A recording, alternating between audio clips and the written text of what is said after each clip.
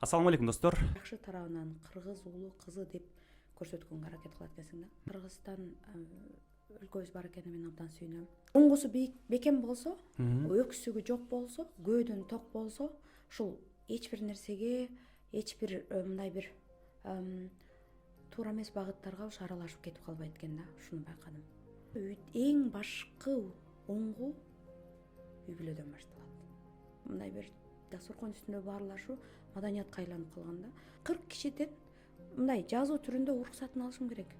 Карып кеттим, үйлөнөт элем деп башташат. 29 жаштан баштаган. Демек бул эч качан билим алуу кеч эмес. Балаңыз бир 27-30 менен араң үйлөнөт деп ойлоно бериңиз, эгер чет өлкөгө чыкса. Эгер азыркы заманда адам ресурсу эң кымбат ресурс болсо, Кыргызстандан келген жаштар Германиянын адам ресурсун толуктап калуу менен гана чектелип калган жок калбайбы? Эгер билим алуу бактысына ээ болдуңуздар, айланайын келген абыз билдиңиздер, Эфесиот, ОПРлер кызматташуу аркылуу гана ийгиликтерге жетише алабыз да. Ассаламу алейкум достор. Бул Дидар подкасты. Биз азыркы учурда Германиянын Зинсхайм шаарында турабыз жана биринчи өзүбүздүн алгачкы подкастыбызды тартып жатабыз. Бүгүн бизге алгачкы конокко берекелүү биздин Айзада айым келип отурат. Саламатсызбы Айзада айым? Куш келипсиз биринчи. Саламатсыздарбы? Кандайсыздар? Мен ушундай жигердүү жаштардын Дидар аттуу подкастын уюштуруп атканына абдан колдойм. Эң сонун кылып атыптырсыздар. Мына артында канча жумуш, канчалык ушунчалык күжүрмөдүк эмгек, жигердүүлүк турат.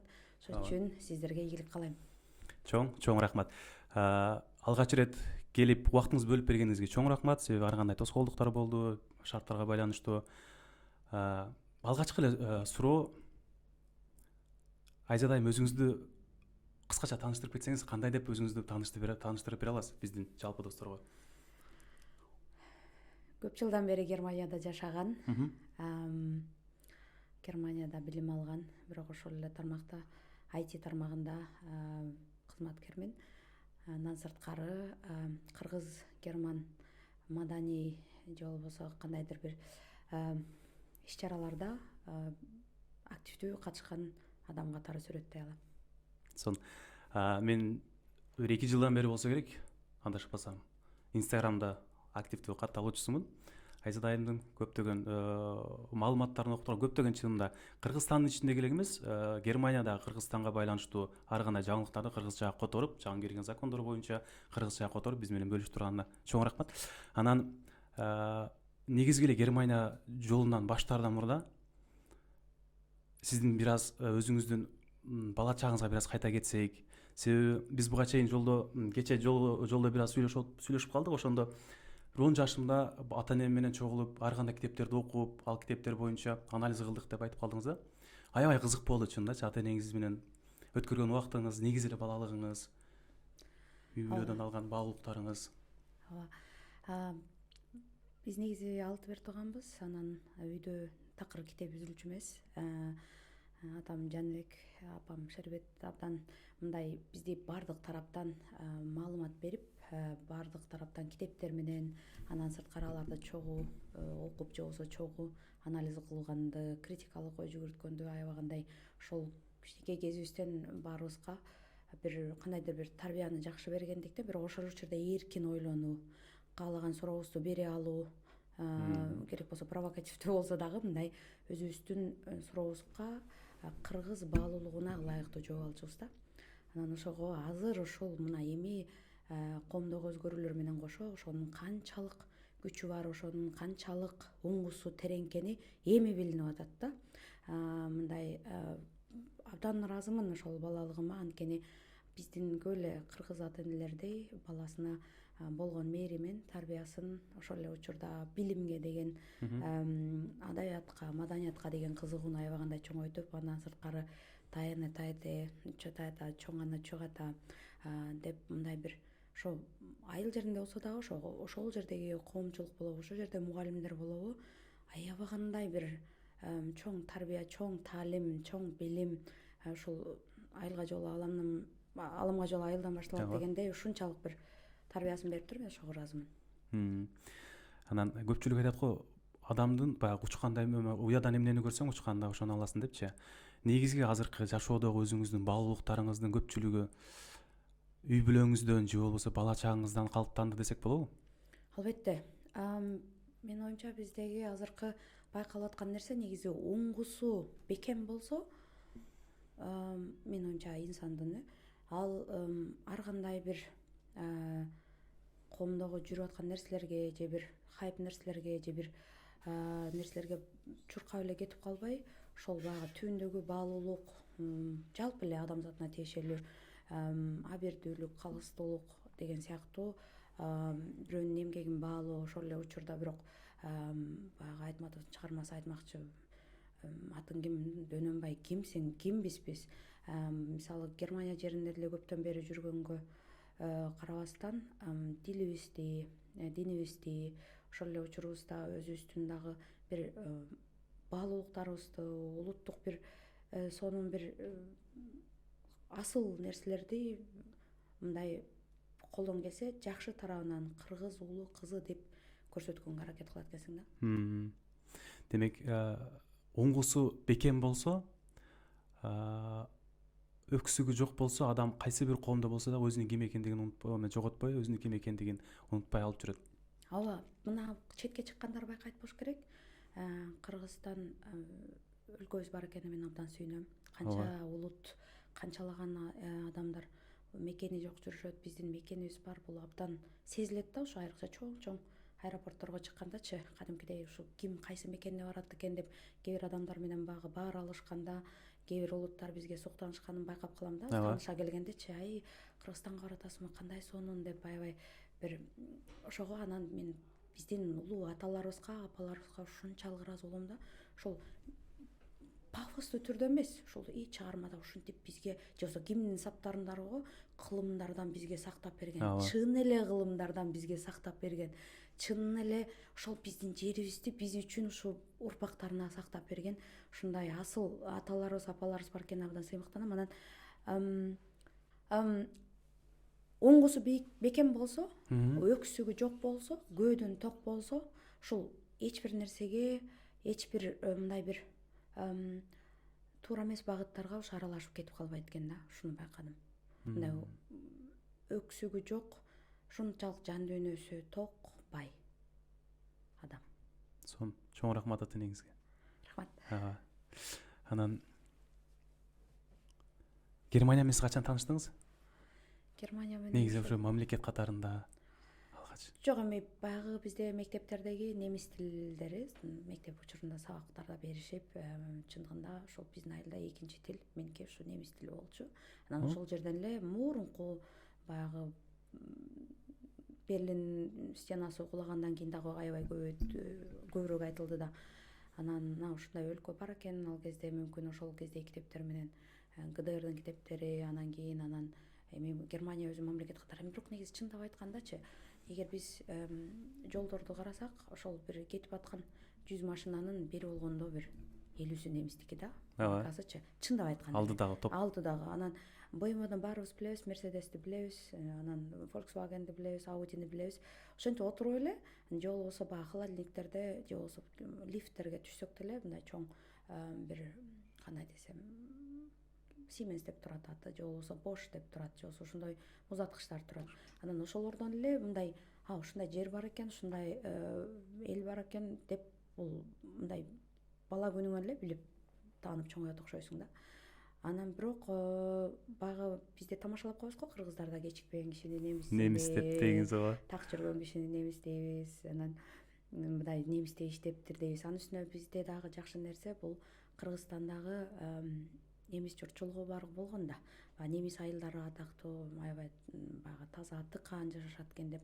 Анан абдан сонун бир ошол учурдагы ошол биздеги жашап аткан немецтерден дагы кадрлар чыккан.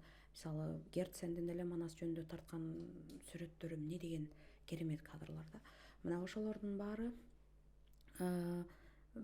бир деле баягы эсинде сакталып кала берет экен. Анан кийин барып албетте биз баягы эгемендүүлүктүн шаары менен сыртта окусаң, четте окусаң, анан ошондо гана аябай кыйын болот экенсиң.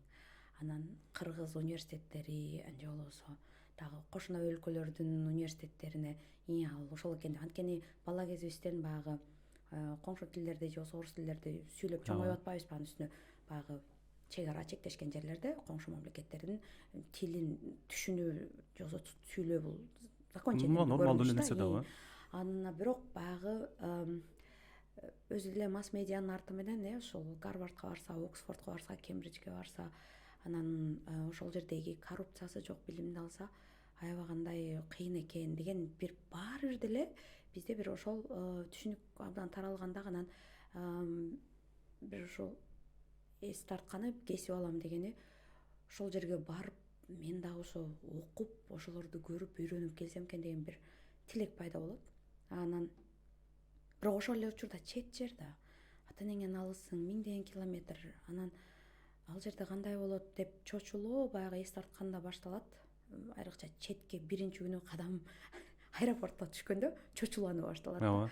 Бирок ошого карабай ушул жерди билип үйрөнсөм экен деп анан мен таң калганым эле ошо биздин кыргыздардын баары ушул жерден билим алайын, ушул жерден эмгек тажрыйба топтоюн. Бирок ошол эле учурда Кыргызстанга барып кантип ушуну көрсөтсөм экен деп бир ошону менен сыймыктангысы келген бир көпчүлүк көп да, бар да. Ооба.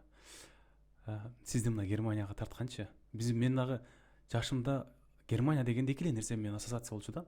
Бул тактык, анан кийин мыкты сапат, жакшы качествосы. Ооба. Анан сизди Германияга жетелеген бийиктиктерге, мына жакшы дүйнөлүк стандарттагы билимди алууга жетелеген өзүңүздүн бир ичиңиздеги сапат, кайсыл сапат адамды тартат? Ошол жакачы? Бир касиет. Менин оюмча негизи билимди алууда биз баары бир деле бир коомдон билим берүү министрлигинен күтө беребиз. Менин оюмча эң башкы оңгу үй бүлөдөн башталат. Мисалы бизде Тай жагымдан дагы, чоң ата, чоң эне жагымдан дагы ошол мисалы тамашалап Акбековдор, академиктер болот деп чоңоюп чыккан да. Мисалы мектепке барып бир баласың да жаттабай бир ырды барып калсаң, үч алсаң ушунчалык үйгө келүү оор эле да. Багы эмне үчүн 5 албайсың? Алтын медаль, күмүш медаль алган байкелерим, эжелерим мен үчүн алар отуруп ушунчалык багы адабий китептерди же болбосо химиядагы кайсы бир формулаларды же бир математикадагы бир ачылыштарды, ушундай нерселерди талкуулап, ошолор менен кошо бир мен дагы кошо билип ошолор менен чогуу отурайынчы деп, анын үстүнө алар эс тартканы баары эле ошол Союз учурундагы баягы чет деген Питер, Москва, Киев сыяктуу баягы Украинадагы ар кайсы шаарлар, Россиядагы ар кайсы шаарлар, атам өзү дагы иш жумуштары менен мындай жумушу менен баягы Чыгыш Европадагы мамлекеттерге каттап калды да. Анан ошолор аркылуу баягы ушунчалык кызыгуу пайда болот да. Анан эң башкысы ошол китеп окуганга убакытты бөлдүрүп койгону. Бизде негизи айыл жеринде түйшүк аябай көп, баардык эле жерде. Анан тамашалап күлүп калчу, баягы эртең менен таң атпай 6-да тургузушат да, анан жөөккө салышат да, мына пияз, бул сабиз, мына ушул жерде отойсуң, анан карагатка сугуясың, андан кийин малды жайлайсың, андан кийин уйду сагандан кийин жумушка, мектепке барасың. Мектепке келгенден кийин кайра бир туугандарыңдын менен чогуу чай ичесиң, анан алар ата энеңе жардам берүүчү, ал экөө тең кызматта. Анан бирок ошого карабай баягы мындай сүйлөшүүлөр дайыма болчу. Мисалы театр микрофондо деген берүүлөр болсо, акыркы спектакльди кандай кылып көрдүң, же болбосо ал кездеги Мурзилка деген журналдар болсо, ошол кичинекей балдарга эмнелер чыгыптыр, ал жерге кат жазып, мисалы апам аябай ошондой эле Бай Чечекенин редакциясына кат жазып, конкурстарына катыштырып, мына бир элет жеринде болсо дагы ошондой, ал кезде Инстаграм менен Фейсбук жок да, ошентип ушу кат, ушу почта түрүндө болсо да жөнөтүп, ошол нерсеге аралаштырып, ошол нерсеге көрсөтүп, анан жаңы чыккан кандай ыр болбосун, мисалы Сыпай Абдыкадыровдун ыры болобу, же Асанкалы Керимбаевдики болобу, биздин залкарлар. Андан сырткары кандай бир иш чара болбосун мына ошолордун авторлорун айтып, ырларынын композиторлорун айтып, мына обончуларын айтып, ошолорду тааныштырып, алардын өмүр баяндары болсо сүйлөшүп, мына кино көрө турган болсок, мисалы Байыркы Рим жөнүндө кино болуп атат деп коелу, гладиаторлор жөнүндө. Шашпай, биздин атабыз Жаныбек шашпай аны толугу менен балдар менен кинону көрүп биринчи, андан кийин тарыхты түшүндүрүп айтып берип, эмне үчүн Колизейде ошондой оюн зоок уюштуруп, мындай бир чети мындай бир кан аралашкан мыкачы сценалар деле бар да ал жердечи, оңой эмес да. Ошол жерде гладиаторлор эмне деген күрөштү жүргүзүп атат, эмне үчүн ошондой болгон, эмне үчүн каякта кандай цивилизация пайда болгон, Байыркы Египет. Ушул мен эс тарткандан бери эле ушул ойлосом баардык тараптан кругозорду ачып бергенге аябай жардам кылышыптыр да. Бирок ошол эле учурда четтикин дагы, бирок ошол эле учурда жалаң эле батыш эмес, чыгыштыкын дагы, Кытайдагы мисалы маданий өнүгүүлөр, Кытайдагы мисалы Конфуцийдин таржымалы сыяктуу, Индиядагы 4 каста, ал жердеги теңсиздик, ушул сыяктуу мындай баардык тараптан болгон тарых китептеринен мектепте окугандан тышкары, андан башка да кошумча китеп, кошумча бир кинолор дайыма үйдө турчу. Анан ушул эсимде, ушу атам жумуштар боюнча дагы командировкага барып келсе, ушу чемодан охур келет эле да. Анан сүйүнөбүз да балабыз. Анан апамдын сөздөрү эсимде. Бир тамашалап, ай китеп алып келиптир дагы. Бир атыр көтөрө келсең болот депчи. Вниманиябы? Мындай жок, мындай кандай десем, ошол китепти туу туткан, баа туткан үй бүлө экен да, көрсөчү. Мындай азыр эстеп анализдесемчи. Кесиби боюнча кимдер болгон? Кызык болуп атат себеби. Ооба, кесиби боюнча булар негизи экономисттер негизи. Анан бул эсеп кысап менен жүргөн кишилер, бирок ошого карабай мындай бир убагында багы мындай адам бир эле кесиптин эси эмес да, баарыбыз эле кайсы бир тармактарга да кошо кызыгабыз, хоббилерибиз болот. Анан мен ойлойм, алар дагы өздөрүнүн ата-энелеринен ошол кездеги мүмкүн туура жүргүзгөн саясаттан, мүмкүн ошол ушунчалык баягы жаңы чыккан китептердин баары турчу да. Мындай мисалы Шайлоо Дүйшевдин Агындылар чыктı, Заматты алып келишчү да, окуйлу деп. Үйдөгү гезит журнал деген такыр мындай үзүлчү эмес, жаңы Ала тоо деген журналдар бар эле. Мисалы ал кезде Кыргыз маданият деген журналдар, баламын ал кезде, мен ойлосом бир 3-4 класста. Бирок ошол кезде мисалы биздин үй бүлөбүздө ушу китеп жарышы окуган, ушул жарышы окуп, анан ал жөнүндө баарлашуу, мындай бир дасторкон үстүндө баарлашуу маданиятка айланып калган да. Анан ошол жөнүндө билгениңди айтып берип, сүйлөшүп отуруп берип, түшүндүрүп берип, билбеген сурооң болсо эмне үчүн ушундай болуп калды, керек болсо ошондо Кудай барбы, король андан да кыйынбы деген сыяктуу ушундай суроолор, чоң темаларды сурап, анан ошол баягы менин атам Жаныбек аябагандай ошондой тарыхка, маданиятка комузду абдан мыкты чертчү эле, укмуш жакшыртачу. Анан атам менен энем экөө дагы кошулуп алып дуэттерди ырдачу. Ошон үчүн мындай бир мындай сахна, ал жердеги формадагы кыргыздын уңгусу болгон, же болсо ошол эле учурда бирок башка деле маданияттарга дагы. Мына карачы, мына французча шансонерлор бар экен. Мына карачы, кооздугун кандай кайрыктар бар, башка да музыкалык аспаптар бар деген сыяктуу баардык эле маданияттарды сыйлаганга, бирок ошол эле учурда өзүңдүкүн даңктаганга үйрөткөн да. Бул абдан сонун нерсе деп ойлойм. Анткени мындай бизде кээде бир ушундай бир тенденция байкалат да, биз өзүбүздүкү эле жакшы, анан калгандардыкын билбейбиз деп эле, анан калгандардыкын мындай жактырбоо, же болсо кайсы бир бөлүнүп кетүү да, же чыгышпыз, же батышпыз, же түндүкпүз, түштүкпүз. Жок, баардык нерселер адамзат жасап аткан искусство, маданияттын өзү эле канчалык байлык экенин, анан ошонун баарын барктаганга, сыйлаганга үйрөткөнү. Ошон үчүн мындай кандай десем, мына бир толеранттуулук да, чегине жеткен толеранттуулукту кошо жеткиришкенине мен абдан сүйүнөм. Сон. Мен жанагы Агай деген сериалдан окуган, жалпы эле Агайды таанып калдык го. Ошодо жанагы китебин, дасторкон четиндеги тарбия деген китебин алып эсер окуп чыктым да. Ошол жерде азыр сиз айтып берген нерселер, бала дасторкон четинде кандай отуруш керек, ошол менен кошо балдары менен бала деп баланы карап, үстөтөн карап койбой, баланын тили менен чоң темаларды болсо да тең ата сүйлөшүп керек да. Анан Германияга келсек акырындап. Ошол маалда деле Россия актуалдуу болсо керек эле. ошол маалда деле work and travel менен Америка актуалдуу болсо керек эле. Чыпчын айтайын, негизи башкы багыт Америка болчу. Мен ошон үчүн айтып атпайм, биздеги масс медианын деле ошол бир агымы, ошо Германияда тургандарга баарыңыздарга айтат элем да, ошол өзгөчөлүктү мен ушу немецтерден ушу Goodbye Lenin деген фильми бар. Ошону Goodbye Lenin? Goodbye Lenin деп аталат.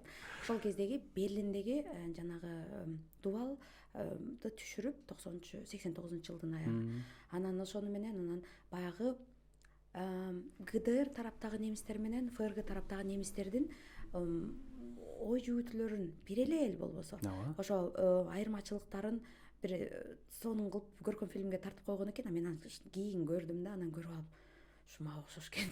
Тиги баланын реакциясы деп аябай күлдүм да. Анан баарыңыздарга сунуштайм, анткени баягы коомду түшүнүш үчүн, интеграция болуш үчүн булардын дагы тарыхын же болбосо кайсы учурда кандай тарыхта өзгөрүүлөр болгон, кандай бөлүнүүлөр, кандай биригүүлөр болгон дегенди карап отурган аябай кызыктуу да. Ошол чынын айтайын, Америкага кетким келди, анткени ошол жерде PhD жазгым келди да, демек илимий эмгек жазгым келди. Анан Америкага деп бирок баягы жолдор аябай эле аз эле да. Анан баягы элчилигине мен каалаган программалар менен виза алыш оор экенин билдим. Канададан да виза алыш оор экенин билдим. Анан ошол жерде ошол лингвистика факультетинде экинчи билим болчу. Ага чейинки техникалык билим болчу. Анан ошол жерден мугалимдерибиз айтып калды. Германияда билим бекер. Андан сырткары ал жерден барып, мына Америкага өтүп кетип, ал жерден дагы баягы кошумча билим алганга мүмкүнчүлүк аябай жеңил болот экен дегенде, анан багытым Германияны бурулуп, окуп аткан англис тилимди оңдоп, кайра немисчеге кылып, ал кезде чындап айтканда программалар аябай аз болчу. ДАД деген программа бар, бирок ага деген жылына деген канча жүздөгөн бала катышат, тандалганы ашып баратса 5 бала, 10 бала. Анан эми статистикасы бар болуш керек, бирок баягы тандалып өтүш оор эле да. Анан убактымды ага короткум келген жок. Заявкага бардым, көрдүм, ооба, анан макул деп, анан бала багуучу программа менен келе берейин дедим дагы. Анан ошол бактыма жолдошу америкалык, анан өзү немис болгон сонун үй бүлө туш келди. Анан алардын 3 айлык жана 3 жаштагы кызына келдим. Анан ошондон азыркыга чейин аябай жакшы катышабыз. Мен улуу эжемдей. Анан ошо келген күндөн баштап баягы аларга деле критикалык суроолорду берсем керек да. Кыргыз коомуна көнгөм да баягычы. Анан эмне үчүн чет өлкөдөн ушу мончоктой 2 балаңа такыр эле чоочун бирөөнү нянка кылып алып келдиң? Аял кишим неге мындай 1-2 жыл декретте отура турбайсың деген сыяктуу суроолорду берип. Неге өзүң кыйнап атасың деп анан десем, анан күлүп, анан аябай сонун адамдар.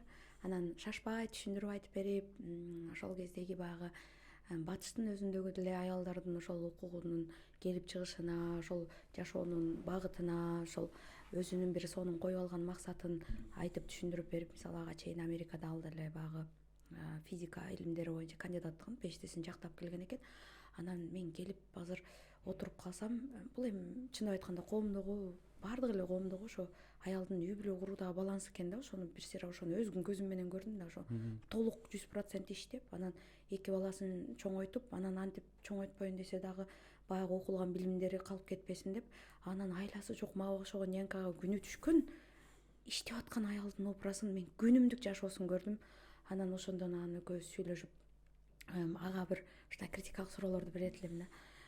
Негизи мен кыргыз аял заты боюнча, мисалы, күйөөмдүн жашаган жерине кайын журтуна барып жашайм. Эмне үчүн Америкага кетип жашабайсың деген сыяктуу талаш суроолорду беришкен. Мен деле ошол кезде баягы биздин коомдогу бул баягы нормалдуу деген нерселерди ошол немистердин коому менен салыштырып, ушундай кээде ойлойм, азыр күлүп кечирим сурайм да, ошол бир топ эле оор суроолорду берген экенмин да.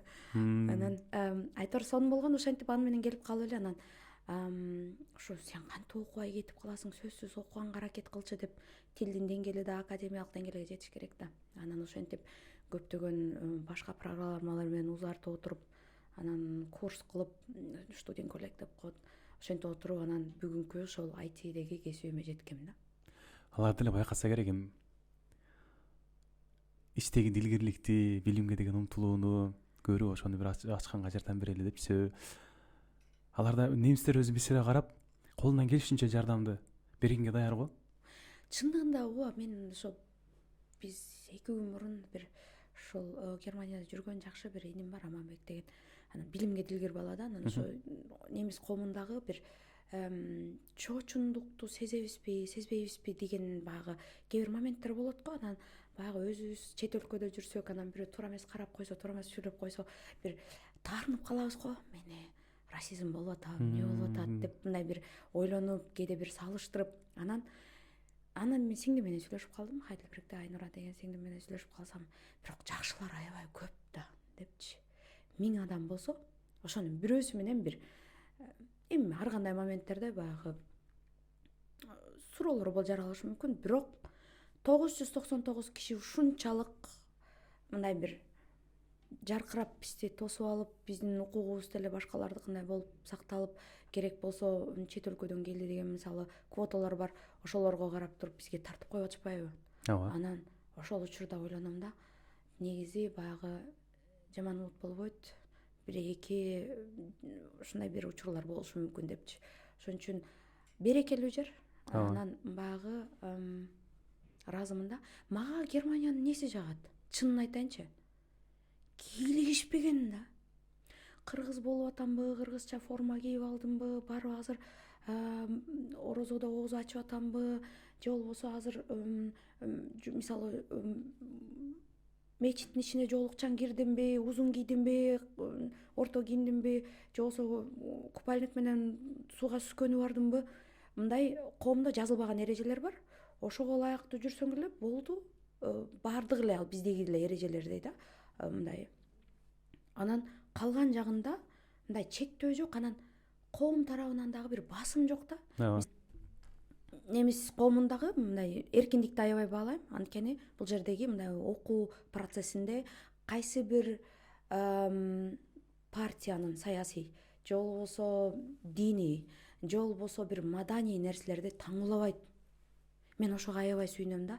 Эркин, билим алуу эркин. Керек болсо университеттин территориясы канчанчы жылдарга чейин ошол жерге полиция кирип, ошол жерге киргенге укугу жок болчу. Ал анткени баардык тараптан эркин билим алуу, эч кандай пропагандасы жок, же болбосо эч кандай бир кызыкчылыктардын же көпчүлүктөрдүн оюну жүргөн эмес, мындай калыс жер болуш керек деген түшүнүк бар болчу да. Ошол азыркыга чейин деле сакталып калган да. Негизи бул суроо кийинирээк берем дегем. Азыр биз баштап кетпедикпи немесин? Жакшы жагынчы. Анан көп айтышы мүмкүн, немистер деле мактай бересиңер деп. Бизге терс десем кандай болот? Бир туура эмес көрүнгөн же болбосо туура эмес жактары, минус жактары. Мисалы кандай? Же бул адамдын өзүнүн кабыл алуусуна жарашабы? Кандай жоопту уктуңар келип атат? Ичиңизде бар ак жоопту Жок, эми мүмкүн ооба. Нактайыл. Аябай жакшы болду. Негизги чыныгы кемчиликтери деп мен бюрократиясын айтам. Сан ариптештирүү жай жүргөнүн айтам. Чынын эле айтайын. Бирок баягы жумушта чоң ошо статистикалык маалыматтарга таянсак, жасалма интеллекти пайдалануу боюнча Германия дүйнө жүзү боюнча 2-орунда экен. Мен таң калдым айтышник катарычы. Мен ойлодум эле биз Германиядагылар бир 10-орунга жылып калсак деп ойлогом да. Анан жок, ошо көрсө ошо Америкадан кийин 2-орунда ошо немистер турат экен.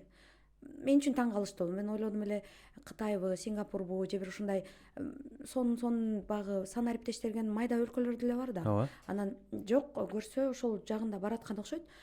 Айтор бюрократия аябай. Анан экинчиден мүмкүн башкалар үчүн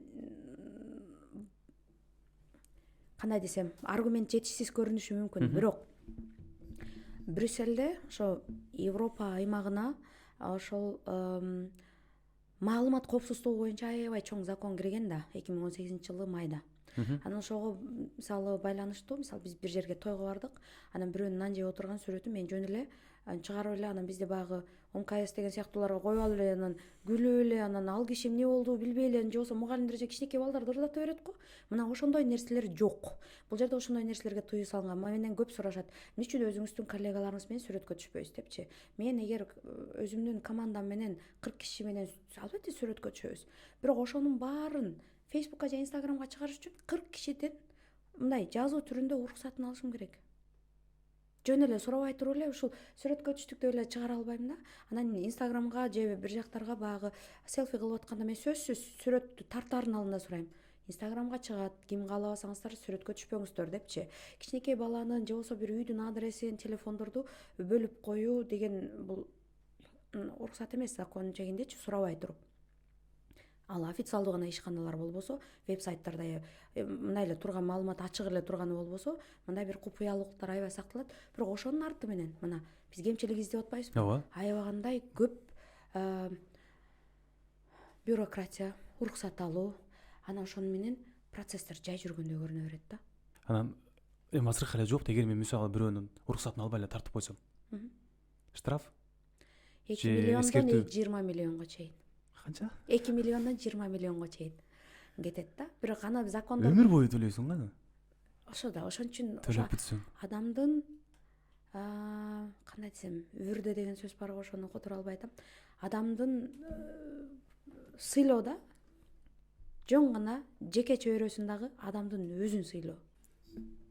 Сиз биз кече немеден Нооруз майрамы болду. Жалпыңыздарга кирип келген Нооруз майрамыңыздар менен бир жолу. Ошол жерге барып, музейде Гамбург шаарында сонун кыргыз үйдү көрдүк.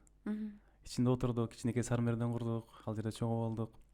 Анан ошол боз үйдүн бул жака курулуу инициативасы бул бирден бир сиздин демилигиңиз менен, сиздин сунушуңуз менен десек болот. Мынтип айталычы, негизи бир үйдү бир үй бүлө курат. Жалгыз кишинин эмгеги эч качан болбойт. Туурабы? Ал деген аябагандай чоң 100 баш боз үй бери болгондо 6 канат болуп атат. Мына ошону жасаш үчүн аябагандай чоң үй бүлө катышкан. Анан ошолордун баарынын чечими менен негизги ошол башка инициативалары, ошо тайнем турду апам деп, мен апа деп чоңойдум ал кишини. Ошол кишинин эмгегин кантип асырап, мурас кылып кийинки муундарга өткөрөбүз деген үй бүлөдө дайым эле болунуп келген кеп болчу. Анан ошол мен бир 9-10 класс кезим болуш керек, ошо менин апам Шербет ошол айтып калды да, ошо кетип баратабыз Бишкекте, анан тарых музейинин жанынан ушул жерде апаңдын коюлган баягы колунан жасалган көрпөчөлөр, шырдактар экспонат катары болот. Бир күнү барып дагы көрүп келели деп айтты да, ошол эсимде калган диалог. Анан ары жөө баса берип, анан карасак эле бирке сүйлөшүп басып отуруп, анан биздин улуттук телерадио компания жака бурулдук эле. Ошондо аны көрүп айтып калды да, негизи ошол боз үй кантип жасалат, кандай мээнет менен жасалды, ал чогуу жасашты да.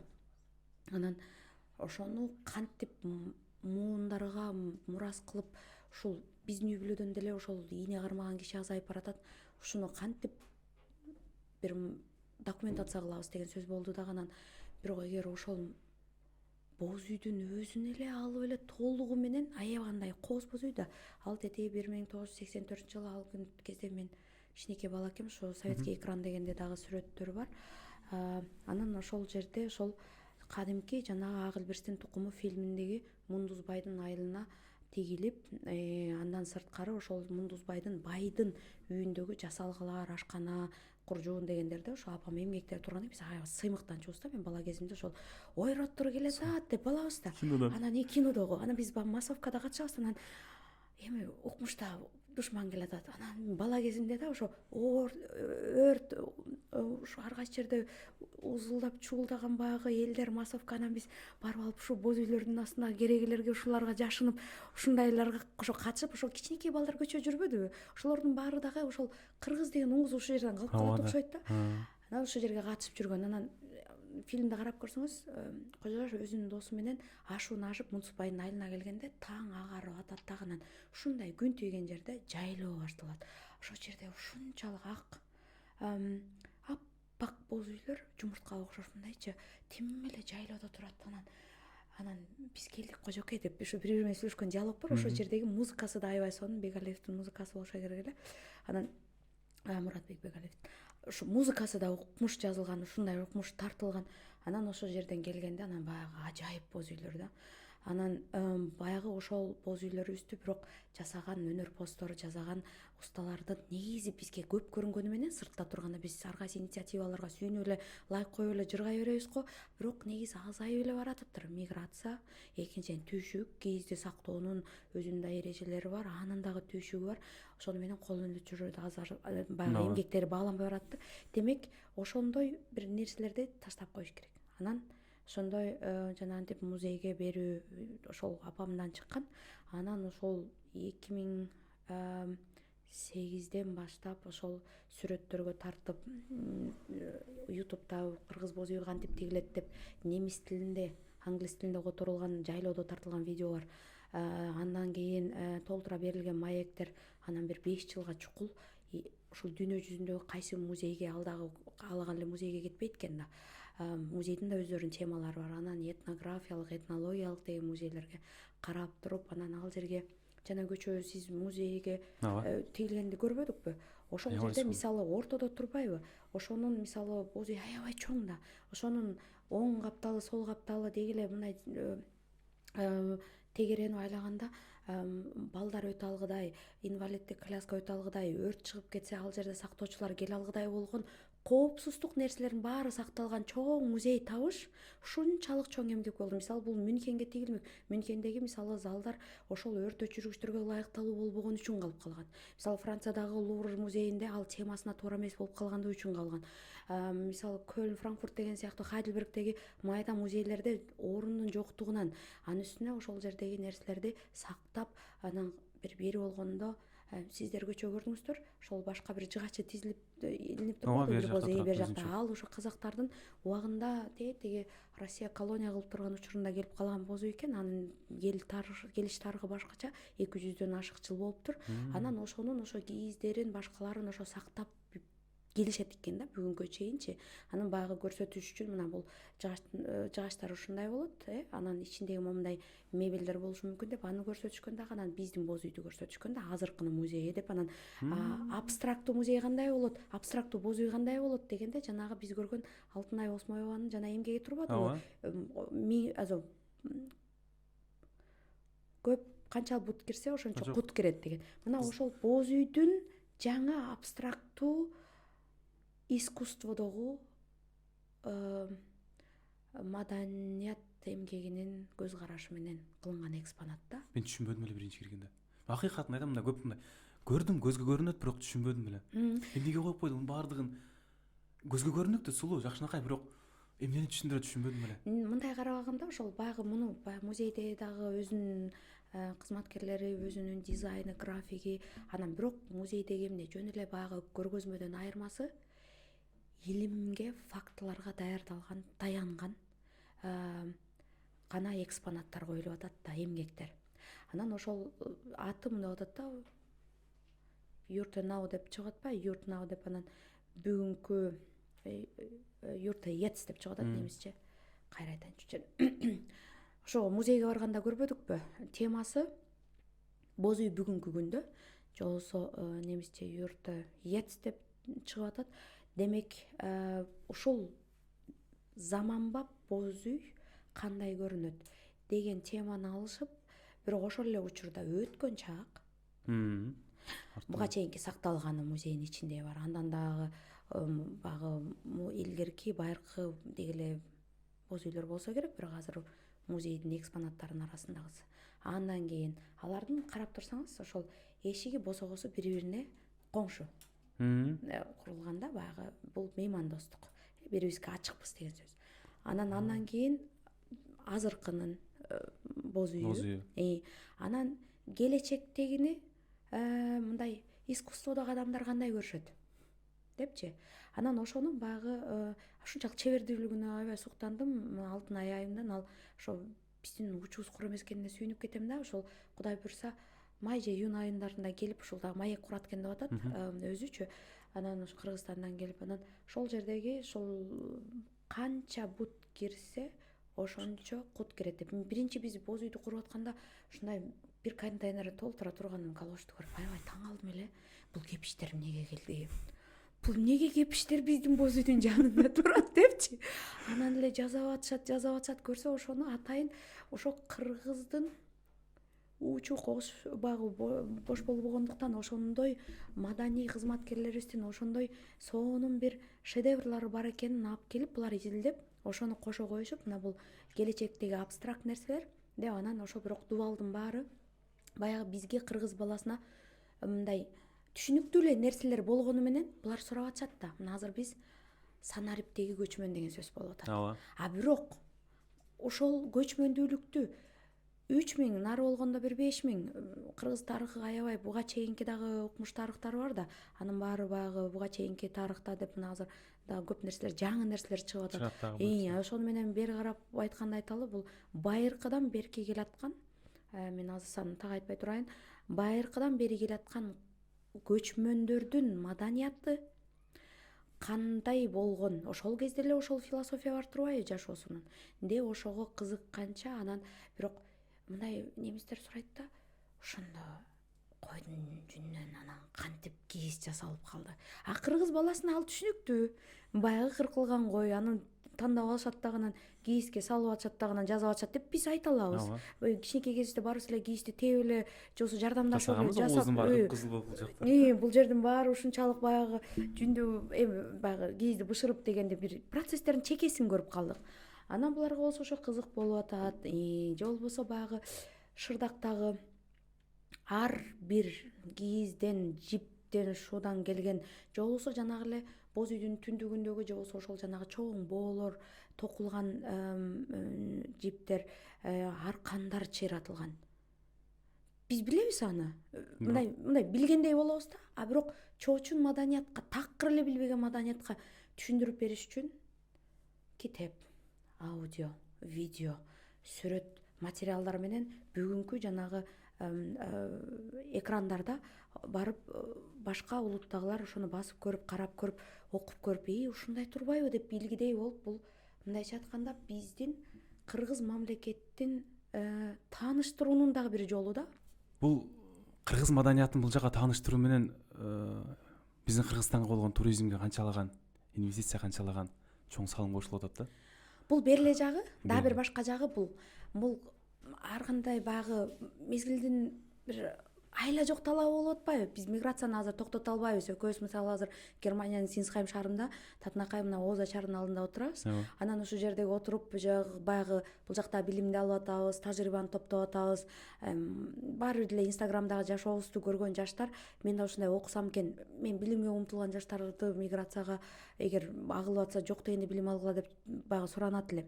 Анан бирок ошол эле учурда келгенде ушунчалык сөз менен түшүндүрүп бере алгысалык болот. Сагыныч болот. Апамдын нанын сагынабыз баарыбыз. Баягы кыргыз экенибизди же бир баягы сурай баштайт, каяктан келдиң, кимсиң депчи. Анан ошол учурда ошого бир өзүбүзгө дагы, өзүбүздүн жаштар үчүн дагы биз аябагандай уюткулуу, уңгусу бекем, ушундай байыркы элбиз. Биздин ата-энелерибиз деле жөн эле жашаган эмес. Мына карагылачы, ушундай канчалык боз үйлөрдү, канчалык шырдактарды, мээнеттерди, жыгач устачылыкты дегенге окшогон сонун баалуулуктарды калтырып кеткен деп, бул биз азыр кол өнөрчүлүктү эле айтып атабыз, Мына ушундайлар менен биздин жаштардын духун көтөрүү. Бул экинчи тарабы. Негизги тарабы да. Ооба. Анан айтыны кайсы убакта баштадыңыз айтыны? Айтыны кеч баштадым. Мага элдин баары сурашат. Мен 29 жашымда бакалаврды баштагам. Анан ошон үчүн биздеги кыргыз коомуна айтып кетет элем. Бизде 17-де өткөндөн кийин карый башташат. Улгая башташат. Жаштар, айланайындар сөзсүз билим алууга умтулуп, анан ушул кеч болуп калды депчи таштап койбой, жүрөктөгү бар нерсени баары бир алдыга жылдырыш керек деп ойлойм да. анан ошого эле улай суроо, сиз 29 жашта айтыны баштасаңыз, сиз аны кечте эсептеген жоксуз, аны кеч калдым эсептеген жоксуз, бирок өзүңүздүн чыныгы жашоодон, өзүңүздүн ошол IT меники экенин билүү кыйын болдубу, издендиңизби? Анан жок табыш, өзүн табыш. жок мен мынтип айтат элем, негизи эгер баланы баардык тараптан билим берип чоңойтсо, баардык тараптан ар тараптан баягы өнүктүргөн болсо, кайсы кесип болсо деле ошонун майын чыгармак болушуң керек деп ойлойм да. Ал сөзсүз эле IT эмес. Анан 2008-жылдагы болгон дүйнөлүк чоң кризистен кийин аябай баягы айта баштады да, ошол учурдагы кризисти баягы интернеттен эле карап окуса болот. Анан ошол учурда ушу IT ушунчалык ошол процессти тездетүүдө, ушул IT ушу оңбой калды деген нерселерди баягы ал кезде Германияда экономикалык илимдерди окуп аткам. Анан ушунчалык кызыгып түшүнүп, бирок мектепте эле, ошо Кыргызстанда эле шаардын мектептеринде окуп жүргөндө эле олимпиадаларга барып турчумун. Анан мезгилдин талабы менен болдубу, информатика тарапка ушул билим алып аптырмын. Анан ал кезде анчалык да популярдуу эмес беле, айта албайм да ошол чечимдерди. Анан келип эле анан бул жердеги ошол бизнестеги информатиканы окугум келди да. Эмне үчүн бияктын баягы дүйнөлүк экономика, немистердин экономикасы менен түшүнүү менен баягы ойлочумундай, эмне үчүн эле ушулардын машиналары күчтүү боло берет, эмне үчүн эле мисалы бир эле фирмада 500 000 киши иштейт, эмне үчүн булар дүйнөлүктөн мисалы кайсы бир тармактардан бир орундарында ээлеп келет. Албетте күчтөнүп келаткан өлкөлөр бар, бирок 84, ошол учурда бир 80-ин тегереги миллион калкы менен кандайча эле ушул топ 10го кирген мамлекет болуп атат. Эмне үчүн ушундай болуп атат деп ошону түшүнгүм келген да. Анан ошого эле байланыштуу анан IT-ни дагы карап көрөйүн, IT-деги өзгөчөлүктөр. Негизи биз көрүп аткан бүгүнкү продукциялар, чыгып аткан машиналар болобу, кандай нерселер болбосун, артындагы баары бир IT суппорт болот. Татаал комплекстүү система болот. Ошол кантип иштейт болду экен, аны кантип түзөт болду экен, аны инженерлер ким болду экен, анын дизайнерлери ким болду экен, кантип программа түзүлөт экен. Биз жөнөкөй баягы фронтенд же болбосо бирин экин мобилдик эп жөнүндө эмес, биз чоң фирмалардын же болбосо мисалы өзүбүз деле түшүнүктүү кылып айтайын, банктар, мисалы чоң банктарды айталы, биз чоң банктарды айталы. Мисалы ошолор дүйнөлүк деңгээлдеги банктардын IT инфраструктурасы 3 күн иштебей калса банкрот. 3 күн. Биз кичирээк банктарды айткан жокпуз азыр өзүбүздөгүчү. Анан ошону менен бир банк банкрот кетсе, канча банктык ошо сүйрөй кетет. Анан ошон үчүн ошолорду түшүнөйүн деп анан IT кирип калдым. Бирок мындай бир, менин оюмча, адам өзүнүн көңүлүндөгүсүн кылышы керек. Бирок ошол эле учурда бир кесип менен өмүр бою калам деген баягы шарттуу түшүнүк деген эскирип баратат. Анткени биздин жашообуз динамикалуу да, улам жаңы нерселер келип атат. Анан мурун бир эле кесипти алып, мисалы 21 жашында биз дипломду алабыз, ошону менен мына пенсияга чыкчакты 50 деп деле эсептеп коелучу. 30 жыл бир кесип менен иштөө азыркы учурда улам технология, улам заман жаңырып, улам нерсе болгон сайын баары бир деле үйрөнүү процесси кала берет, мындан да күчөп жүрүп отурат. Азыр мисалы жасалма интеллект кирсе, андан дагы күчөйт. Ошону менен мындай flexible деп коебузбу, мындай ийкемдүү болушубуз зарыл. Мен ойлогом да, IT кайсында корона убагында болсо керек, пандемия убагында IT жөнүндө көп маалыматтар кыргыз биздин социалдык тармактарга жайыла баштады. Ошондо көпчүлүк, азыр деле көпчүлүк окуп жүрүшөт буткемптерде, университеттерде. Мен ойлогом IT бул жөн эле бир популяризация болсо керек деп. Демек бул замандын талабы. Эң жөнөкөй, сиз врачсыз, Сиз врач катары пациент киргенден баштап, баягы анын өзүнүн документтери, кагаздары регистрация болуп атпайбы? Ошол эле компьютерде жүрүп атат. Кандын анализдерин баары, лабораториянын баары маалымат алмашуу толугу менен санариптештирилген. Биз азыр Германиянын мисалын айталы. Андан ары барат дагы, сиз пайдаланган ар бир аппарат, эгер баягы УЗИ деген сыяктуу комплекстүү диагнозду коеру менен, ошонун баары медицинадагы информатика. Бул чак эле мезгилдин талабы болгон. Биз гана мүмкүн биз ошондой индустриядагы же болбосо ошондой бир өнүп жаткан бир өзгөчө бир аппараттарды же бир машиналарды же бир ошондой сервистерди чыгарбаган үчүн бизге ошол белгисиз бойдон калып атат да. Мисалы, мен иштеген фирмага 50 жыл болгон. 50 жыл тарыхы бар деген бул эми бир муун болуп атпайбы? Ооба. Бул эч жактан бери Эли эле жылдан. келаткан тема. Анан кийинки этапка өтсөк, сиз күнүнө Инстаграмга же болбосо ТикТокко канча Германиядагы кыргыздардан ар кандай маалыматтарды аласыз? Көбүнчө сурамжылоо же болбосо жардам суроо катарында, маалымат алуу катарында примерно канча аласыз? Эми азыр баягы карасак ушунчалык келип аткан жаштардын саны көбөйүп атат. Анан бизде багыты жок, же болбосо багытын тандай албай, же болбосо кесип тандоодо кыйналган суроолор көп болот. Анан негизи мындай жөнөкөй күнү 10 сообщениядан баштап бир 200гө чейин кетет да. Ал баягы чыгарып аткан контентке байланыштуу. Мисалы, закондор чыкты десе, ал законду алып чыгып которуп койсом, ага мисалы суроолор көп келет да. Немис тилиндеги закондорду так кыргыз тилине которуп берүү да. Негизги берге турган суроом, азыркы Германияда жаштардын эң негизги көйгөйү эмне болуп атат? Бул ошол кесипте кайра башка кесип алмаштыруубу же кайсы бир жумуш орун издөөнү? Германиядагы жаштардын, именно жаштардын көйгөйү. Карып кеттим, үйлөнөт элем деп башташат. Кеспегиле. Ушу күлгөн бойдон чыгарды. Биздеги келип аткан негизи ушул жерде туруп тамашалап айтып калам. Негизи ушул мисалы мен жашаган ушул жерден Синсхаймдан Парижге чейинки жол, эгер тез поезд алсак 3,5 саатта эле кирип барабыз. Миланга болсо, Франкфурттан учсак, ашып баратса бир саналуу саатта эле жетип барабыз. Анан Европанын ошо уникалдуулугу ошондо, ошол бир эле баягы алакандай жерде өтө эле чоң эмес территориясы, бирок 27ден ашык мамлекеттер кичинекей чоң болобу, баягы чек арадан өтөрү менен ошол элдин тили сакталганын байкайбыз, маданияты сакталганын байкайбыз. Ушунча кылымдар бою тыгыз жашаса дагы өздөрүнүн бир иденттүүлүгүн берген эмес да. Мисалы, Франциянын чек арасынан өтөрү менен немисче же англисче сүйлөшүү оорлоп калат. Италияны өзүнчө дүйнө, Испания өзүнчө дүйнө деген сыяктуу да. Анан бул тарапта чыгыш тарапка барып бул венгерлерге барып көрсөңүз, ал жерде дагы өзүнүн венгер тилинде абдан Тили да башкача. Анан бирок ошого жараша бирок өздөрүнүн ушунчалык сонун маданияттары бар. Алардын баарын үйрөнүп, байытып, бирок ошол эле учурда баягы кыргыз экенине сыймыктанып, мактангың дагы келет да. Бул нерсе баардык кыргыздарда бар.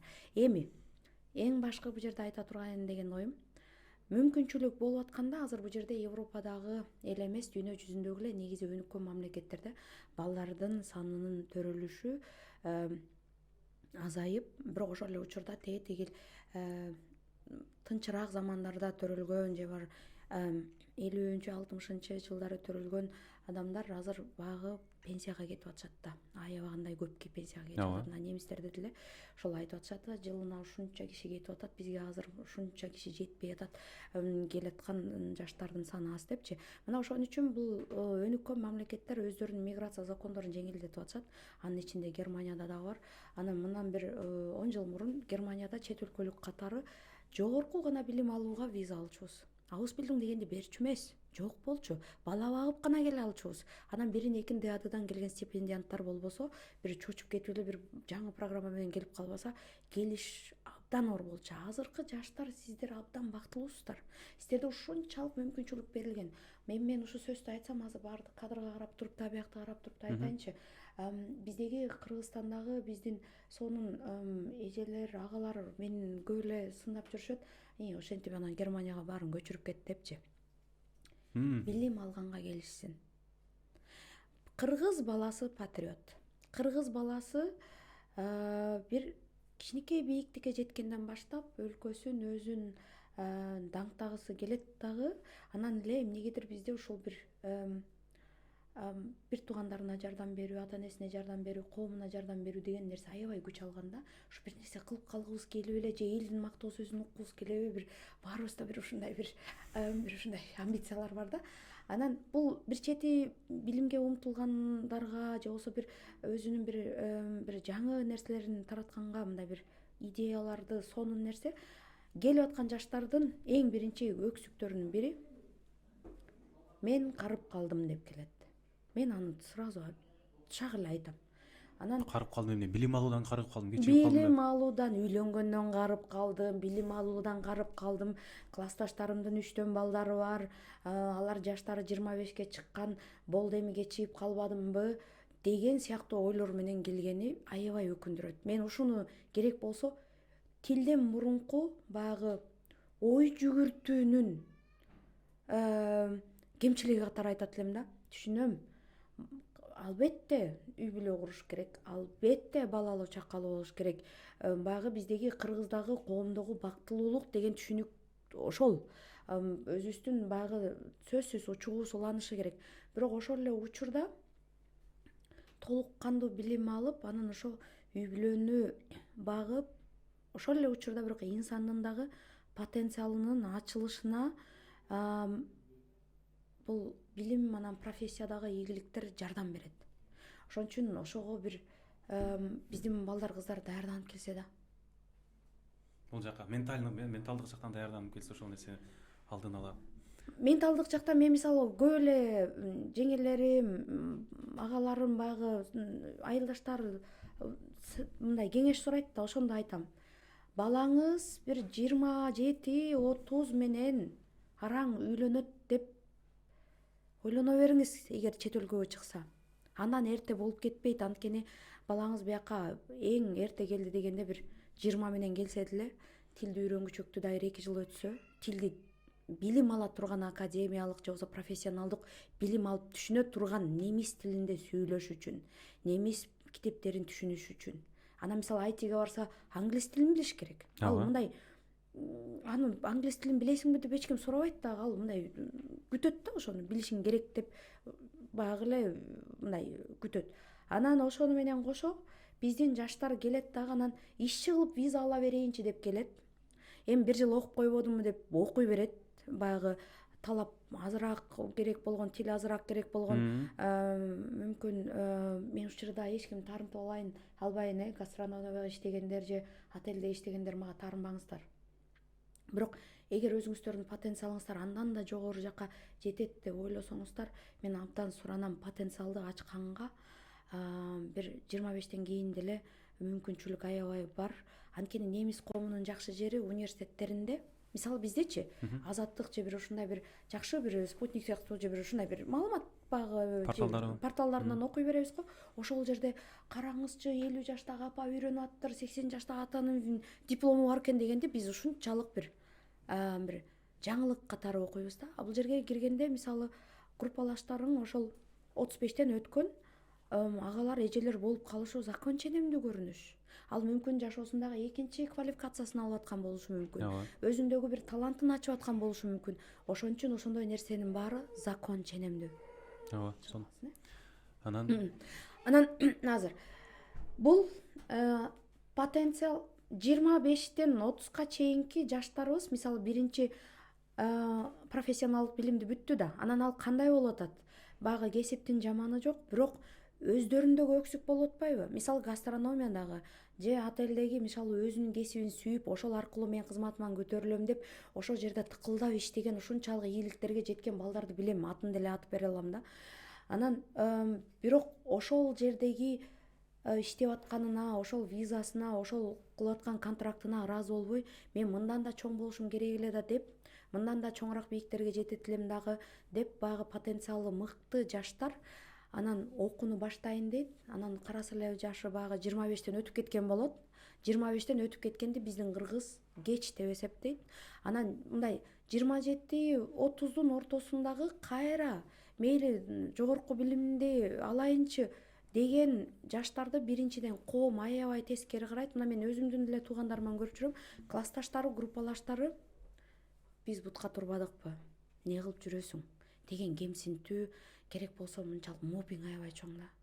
Бул классташтардан деле эмес, жакын адамдардан деле болушу мүмкүн, жакын туугандардан.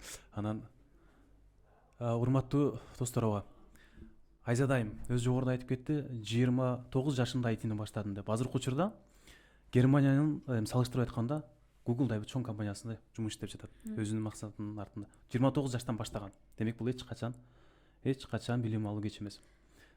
Анан эгер азыркы заманда адам ресурсу эң кымбат ресурс болсо, Кыргызстандан келген жаштар Германиянын адам ресурсун толуктап калуу менен гана чектелип калган жок, калбайбы?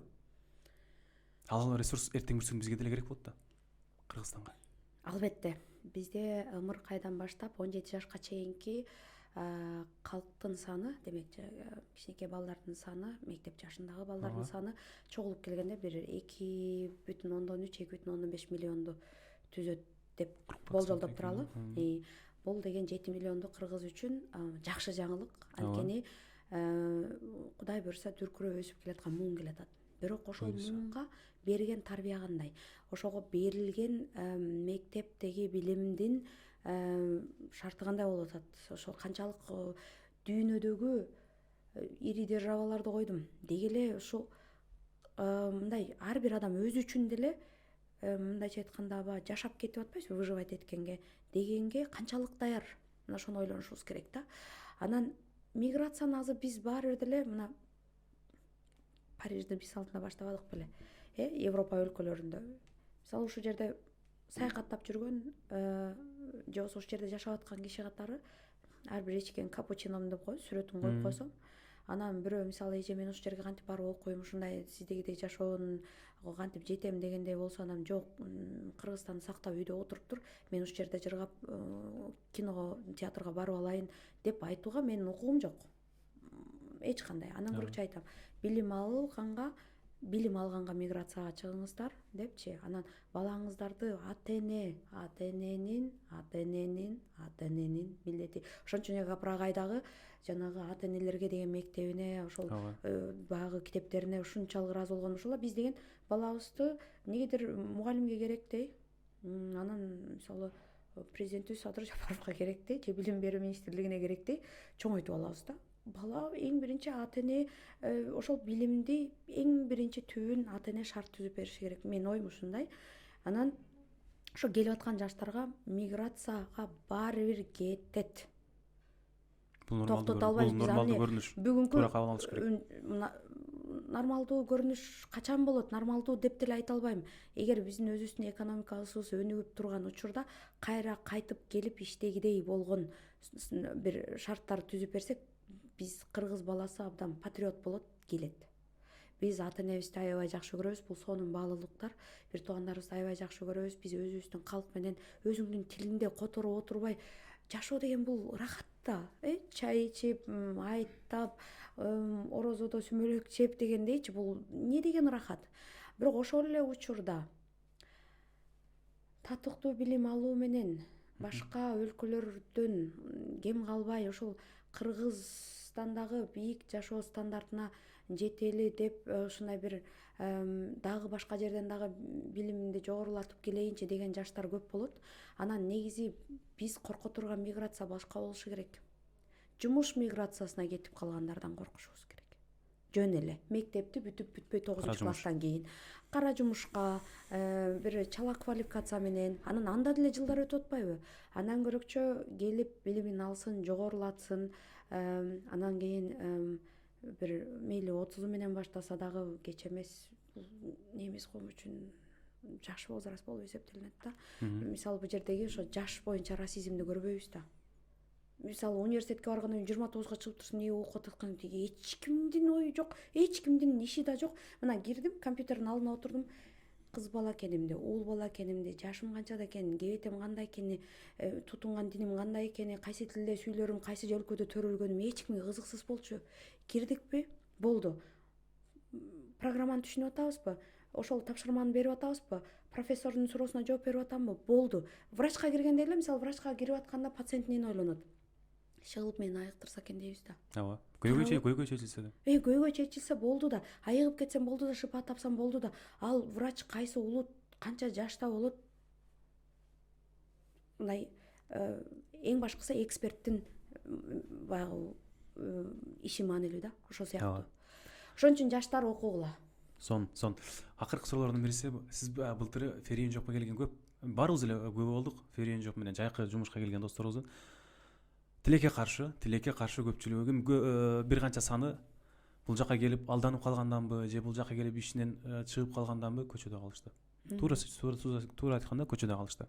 Алар жөнүндө аябай көп бөлүштүңүз да. Анан жыйынтык мамлекет тараптанбы, негизи жыйынтык болдубу? Быйыл андай болбойбу? Кудай буйрса болбосо керек, бирок эми болбойт дегенге кандай кепилдик барбы, болобу? Негизи бул жоопторду менин оюмча тиешелүү официалдуу биздеги миграция же болбосо элчилик консулдуктардан алгаска деп ойлойм. Окуя эмнеден башталды?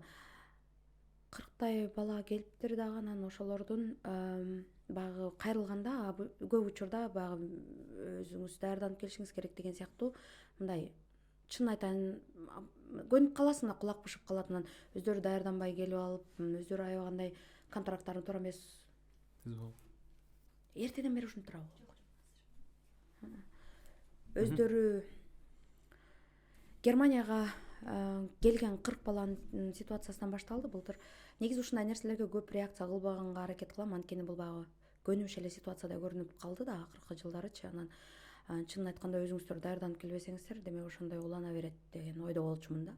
Анан бизде эмне көп? Кыргызда тууган көп, урук көп. Анан такыр кыя албаган кудаларымдын туугандары болуп чыгып, анан уулу деле акылдуу, эстүү, ушунчалык баягы Кыргызстандагы эң мыкты деген университеттерден окуган эле, контрактты түшүнүп эле, кол койгон эле ушундай жигит экен. Анан ошолдун баягы апасы жазып калды да. Анан апасы да жөн жазбай, мындай эмоциясы аябай баягы аябай кайгырып аткан экен. Анан ошондон анан каяктасыңар, эмне болду дегенде, анан баягы такыр башка тараптар реакция кылбаганда негизи пост сразу эле чыкпайт. Мен мүмкүн хайп кылган ал фазадан өткөм да, мындай биринчи чалып көрөсүң тиешелүүлөргө. Анан алар такыр реакция кылбаганда же коркута башташат. Даже коркута башташат. Анан ошондо коркута баштаганда анан баягы кел ситуацияңды жаз дейм студенттерге. Анан биринчиси анонимдүү кетти. Ошондо мен күткөн эмеспин. Келип атат, ушул актан алданып калдык деп келип атат. Ошол бир эле түндө 1000ден ашык сообщение алгам да. Ошол анан мен айттым да, баягы алданып калдым деген эле эки сөз менен эмес. Качан, кантип, кайсы шарттарда, эмне болуп, кантип алданып калдың деп. Анан аябай зээнди кейткени заттар чыгып аткан курулуш объектисине ошол калган балдарды жиберип койгонунда болду да. Ал жерге керек болсо ошо немецтерде деле мындай бир текшерилген адамдар иштеши керек экен. Ортомчулары поляктар, анан дагы бир башка улуттар болгондуктан ошол нерсе баягы жабылуу аяк боюнча калып кетти. Эгер өзүңүздөр түшүнүңүздөр, эгер кайсы бир деңгээлде уулуу заттар болсо, ошол биздин балдардын, жаш балдардын ден соолугуна канчалык таасир этти деп мен күнү бүгүнгө чейин түйшөлүп келем да.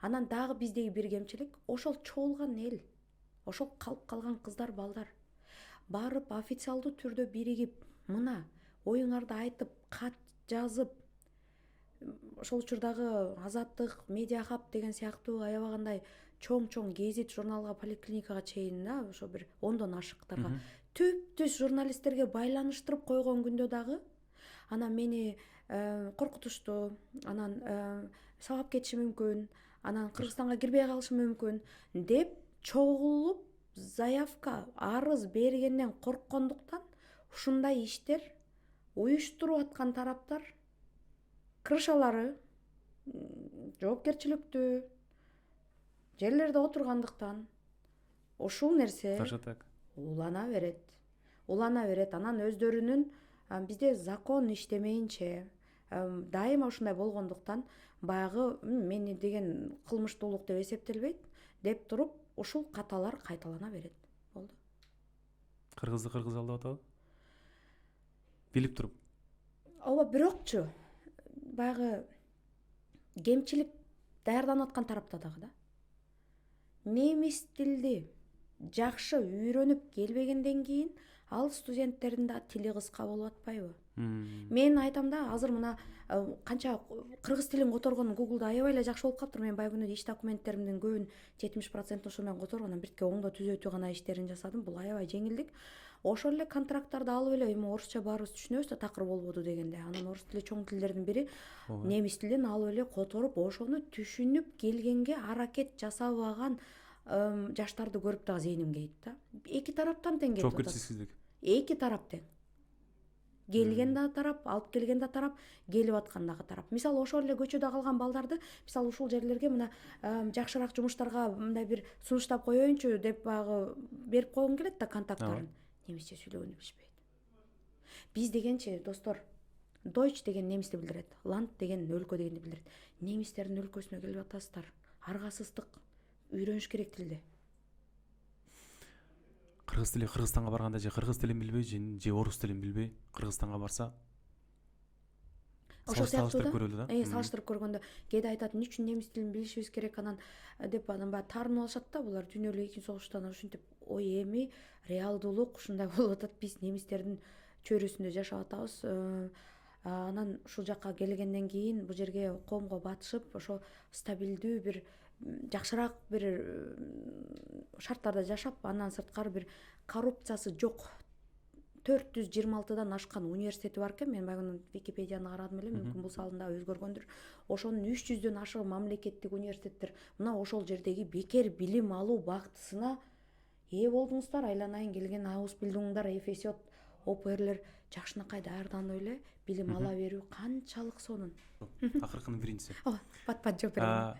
Азыр мыйзамсыз кирип атышпайбы? Польша менен кирип атышат, Венгрия менен кирип атышат, дагы башкалар менен кирип атышат. Алардын акыбалы кандай болуп атат эртең бүрсүгүн? Эми алар эч кандай бир бул жакта легалдуу документи жок да. Айрыкча легалдашып кеткен документтерин өтүп кетүү, анан аны менен элементардуу нерселер, мисалы регистрацияга турбагандан кийин же үйлөнө албайт, же балалуу боло албайт. Же балалуусу болсо аны да регистрация кылыш керек да. Ал билинген күнү депортация. Депортация деген бир эле адамдын тагдыры эмес. Бул депортация мисалы немис элчилигине документтерди берип атканда билесиздер, туулгандыгы жолу тууралуу күбөлүктү беребиз. Ал жерде атасы энеси деген сөз жазылып турат. Анан базадан ныкты ушундай түзүп коюшкан, баягы маалымат базасын. Ал жерде атасын бир графага, энесин бир графага, ошону менен сиздин келаткан туугандарыңыз дагы Базада бар. Базага кирет. Мисалы сизден кийинки иниңиз келсе, анын дагы метрикасы менен текшерип келет. Анан баягы атаңыз, апаңыздын бул уже экинчиси дейт дагы, ошонун баарын баягы уже кирип атат. Анан депортация болгон киши өзү мисалы кайра кайрылып кириш үчүн канчалаган кыйынчылыктардан кийин ошо баягы шартына жараша канча жылдардан кийин, минимум 5 жыл, 10 жылга чейин кайра кайтып келүүсү ошончолук болуп калат. Бирок терроризмге каршы жана башка деген закондорго таянып, мисалы батыш өлкөлөрү же өнүккөн өлкөлөрү буга чейинки кылмышкерлердин же бир ушундай бир кооптуу деген адамдардын маалымат базасын бири менен иштешет, булар кызматташат. Демек сизге Америкага дагы эгер кийин барам десеңиздер, же болбосо өнүккөн өлкөлөр Япония, Корея сыяктууларга дагы сиздин депортацияңыз белгилүү болуп калышы толугу менен мүмкүн.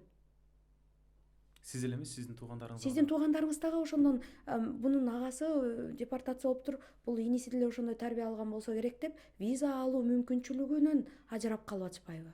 Бул ошон үчүн муну аябагандай тереңирээк мындай маселе деп карашыбыз керек да. Алысыраакты караш керек экен. Жакынкы пайданы эмес, алысыраак. Өзүнүн келген. Мен өзүбүздө эле болгон историяны. Өзүбүздө эле болгон бир кайгылуу деп эле коеюн, бирок эми өкүнүчтүү окуяны айта кетейин. Ошол биздин шаардан алыс эмес жерде жакшынакай жаркыраган кыргыз жигиттери ошол башка дагы Орто Азиянын балдары менен ошол Литва аркылуу кирген визасы менен ушул бир тамак аш ташыган бир магазинге иштеп жүрүшкөн. Анан баягы визалары командировкалык экен. Аны узартып дагы улам карап туруш керек да.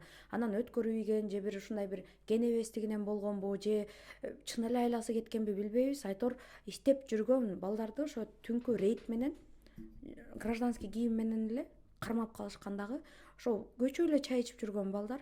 Албетте аны айтып мен эскерткем көп эле жолу. Анан ошентип азыр учурда ошол депортация менен кетип Кыргызстанда да. Анан аябай өкүнөм да, ошо мындай эмне үчүн жок дегенде ошол командировкалык баягы документтерди жок дегенде тактап, ошону узартып, ошону жок дегенде мейли Литвадан болобу, каяктан болобу ошону келишимдер тазараак болуш керек. Баягы мындайча айтканда чала закондуу зонада жүргөндөр көп болуп атат. Эгер чындап текшере келсе, ошол ортомчусу эчтеке болбой калат экен. Анткени ал бир нерсе болгон күнү деле Европанын жараны. Анан кыйынчылык тарткан биз тарап болуп калып атат да. Ооба, урматтуу достор, кичинекей бир пайданын же эртеңки пайданын айынан өзүң үчүн эмес же өзүбүз үчүн эмес, өзүбүздүн бир туугандарыбыздын ушундай бир өнүккөн өлкөлөрдө билим алуусун, саякатка чыгуу шарттарын кесип коюудан алыс болсок. Анан акыркы суроо, Кыргызстанды сагынасыз да? Албетте. Несин сагынасыз? Эң биринчи Кыргызстан деген. Баарын. Сиз көрөсүзбү? Албетте. Мындай да, биз деген бир барыбыз эле бир 20-га чейин чыгып, анан чет өлкөгө келдик да. Анан балалыгын сагынбаган адам болбосо керек. Анан эгер кыргыз тарап менен немис тарап футбол ойносо, кимисине болушат элеңиз дейт.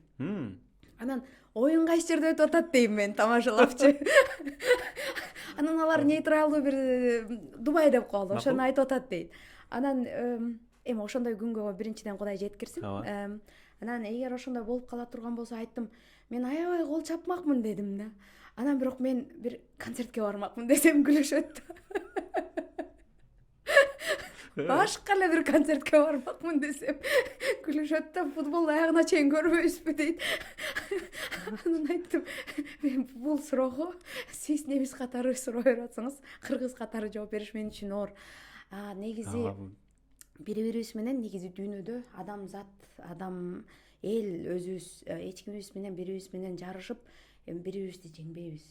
Биз өзүбүз менен башка адамдар менен кызматташуу аркылуу гана ийгиликтерге жетише алабыз да. Биз кызматташышыбыз керек. Азыркы туура.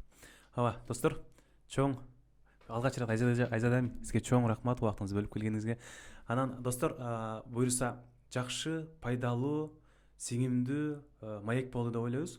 Албетте сиздердин ар бир жазган оюңуздар, ар бир жазган комментарийиңиздар бизге баалуу. Алдына комментарий жазып, лайк басып, бөлүшүп кетсеңиздер бизден чоң рахмат деген болот. Чоң рахмат. Дагы бир жолу. Сиздерге да абдан чоң рахмат. Анткени Дидар командасы менен бүгүн биринчи жолу, алгачкы жолу таанышып отурам. Анан ошо маекке куруп берүүгө чакырганыңыздарга абдан чоң ыраазычылык билдирем. Ошол эле учурда биздин Кыргызстандагы деги эле кыргызча сүйлөгөн жаштарга ушундай маалыматтар ушунчалык аба менен суудай керек. Биздин элчибиз Зөөрбек Черкешов айткандай, мына миграция баары бир деле көбөйүп атат. Ошолорго мисалы 70 миңдей кыргыз келе турган болсо, азыр 7 миңдей эле бар деп туралычы. Башайгы 12 миң деп айтылат. Эгер ошолордун саны көбөйсө, ошо билимге, бир жакшы бир кесиптерге үндөгөн, жакшы бир жумуштарга үндөгөн, биздеги 70 миң келе турган кыргызга бери болгондо 700дөй блогер болсо да аздык кылат деп ойлойм. Маалымат бизге абдан керек. Сиздердин баарыңыздарга ийгилик каалайм. Чоң рахмат. Дагы бир жолу Нооруз байрамыңыз менен. Рахмат, оорузуңуздар кабыл болсун. Баарыбыздын оорузуңуз кабыл болсун.